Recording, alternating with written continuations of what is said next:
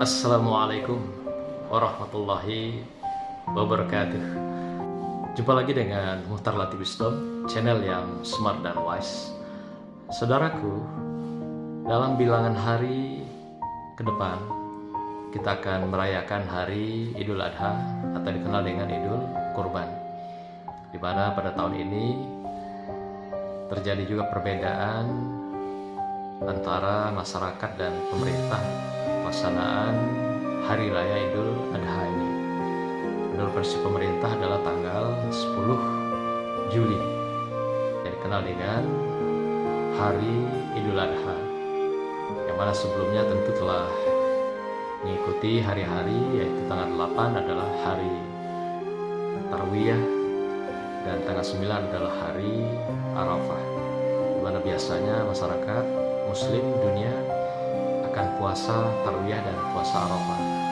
Lalu esoknya tanggal 10 adalah hari Idul Adha di seluruh dunia.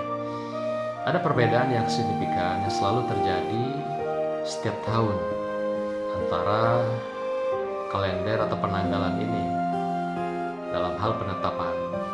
Misalnya penetapan 1 Zulhijjah atau pada hari raya Idul Fitri 1 Syawal.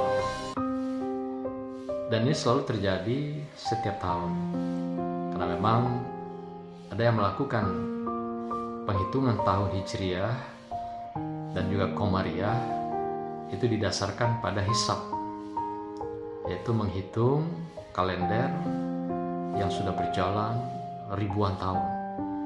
Sementara pihak kedua ada juga yang menggunakan melihat tanda-tanda, yaitu hilal atau bulan daripada Hijriah, Syawal ataupun Zulhijjah. Inilah yang membuat perbedaan di antara masyarakat atau komunitas dalam masyarakat dengan pemerintah. Namun demikian, keduanya juga tentu bersandar pada ilmu pengetahuan dan teknologi yang kita kenal dengan ada ilmu falakiyah. Dalam beberapa ilmu dikenal ada istilahnya ilmu astrologi, astronomi, dan juga ilmu falak, yaitu menghitung perihal perputaran daripada bulan, matahari, bintang, dan juga planet-planet lainnya. Ini juga dikenal dalam ilmu-ilmu alamiah dasar atau ilmu sains, dikenal dengan ilmu astronomi, dan turunannya kita kenal dengan ilmu astrologi. Perihal perbedaan ini tentu kita lihat dalam perspektif filsafat ilmu. Sah-sah saja, karena hanya perbedaan dari perspektif cara pandang, di mana setiap manusia pasti punya kelemahan, setiap manusia pasti punya cara pandang yang dikenal dengan persepsi atau juga paradigma sendiri. Kalau dalam filsafat ilmu itu dikatakan bahwa pada dasarnya manusia itu adalah orang-orang buta yang mencoba menafsirkan fenomena-fenomena dan realita dunia, sehingga berapa banyak manusia berkumpul dengan kelemahan-kelemahan dan kekurangannya, sebanyak itu juga persepsi dan paradigma yang muncul terhadap fenomena dan realita dunia. Begitulah keterbatasan manusia dalam ilmu pengetahuan. Maka itu di dalam penelitian kuantitatif, riset ilmiah, ada namanya hipotesis.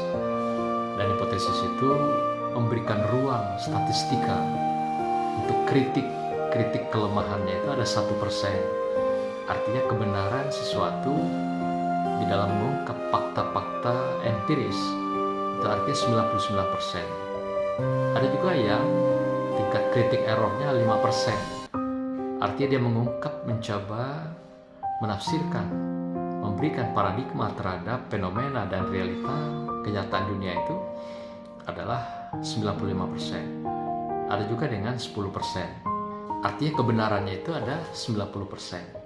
Jadi ada 90%, 95%, dan 99%. Jadi tidak ada kebenaran kuantitatif di dalam ilmu pasti, fisika, atau juga di dalam eksakta, statistika, itu yang 100%. Jadi ada ruang kritik error, kesalahan, dan kelemahan itu minimal 1%.